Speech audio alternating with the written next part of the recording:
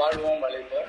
இப்ப இந்த குருவை அடைவது எப்படி எப்படி குரு உபயோகப்படுகிறார் அப்படிங்கிறத பாத்தீங்கன்னா சின்ன எக்ஸாம்பிள். இப்ப தண்ணி எடுத்துக்கிட்டீங்கன்னா கொஞ்சம் தண்ணி, இந்த தண்ணி சலனம் உள்ளது. ஒரு நீரை விட்டீங்கன்னா அப்படியே ஓடும் இல்லையா, லைட்டா இருக்கும், அது திக்கெல்லாம் இருக்காது. கொஞ்சம் தண்ணியை விட்டீங்கன்னா தண்ணி எப்படி இருக்கும், லைட்டா இருக்கும், அது ஓடிக்கிட்டே இருக்கும், எதுலயும் ஒட்டாது. தண்ணி ஓட்டுமா, உடம்புல விட்டா கூட அப்படி வடிஞ்சு போய்கிட்டே தான் இருக்கும். அப்ப அது எப்படி இருக்கும்னா லிக்விடா இருக்கும், லிக்விடா இருக்கும். இப்ப நம்ம லைஃப் மாதிரி, லைஃப் லிக்விடா தான் இருக்குது, ஓடிக்கிட்டே இருக்கு. இந்த பிறவி அடுத்த பிறவி அடுத்த பிறவி அடுத்த பிறவி.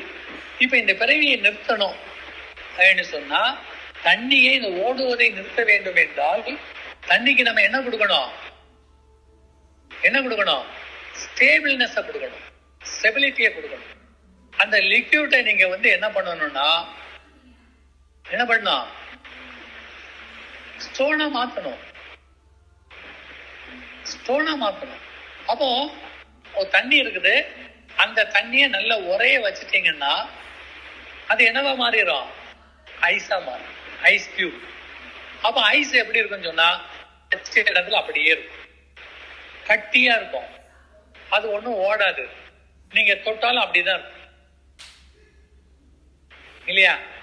அப்ப அந்த நீரை எப்படி ஐஸ் கியூபா மாத்துறதுக்கு என்ன தேவைப்படுகிறது, அங்க என்ன தேவைப்படுகிறது, சூரியன் அக்னி தேவைப்படுகிறது. நீங்க அண்டார்டிகா பாத்தீங்கன்னா கடல் எல்லாம் அப்படியே என்ன இருக்கும், உறைஞ்சு போயிருக்கும். அந்த ஐஸ் எப்படி வருகிறது, சூரியனுடைய இதுல தான். அது ஓவர் ஹீட் கிடைக்கிற பொழுது இப்ப நம்மளே என்ன பண்றோம், ஃப்ரிட்ஜில் உள்ள கொண்டு வைக்கிறோம், அது ஒரு உஷ்ண அழுத்தத்தை கொடுக்கிற பொழுது நார்மல் அழுத்தத்திலிருந்து அது குறையுது. அப்ப குறைகிறப்போ 0 டிகிரிக்கு கீழே போகும்போது உறைஞ்சிருக்கு. அப்ப அந்த உஷ்ணத்தை நீங்க மாற்றணும் இல்லையா. அப்போ ஒரு நீரை ஓடக்கூடிய நீரை அப்படியே நிக்க வைக்கக்கூடிய தன்மை எதுக்கு இருக்கிறது, உஷ்ணத்துக்கு, அதனுடைய உஷ்ணத்தை மாத்துக்கிற போது. அதே மாதிரி நம்ம லைஃப்லயோ இந்த பிறவி பிறவி பிறவின்னு நம்ம ஓடிட்டு இருக்க நம்மள அப்படியே பிறவி இல்லாத ஒரு நிலையில மாற்றணும்னா யார் தேவைப்படுகிறா, அக்னி. குரு யாரு, அக்னி. நல்ல ஞாபகம் வச்சுங்க.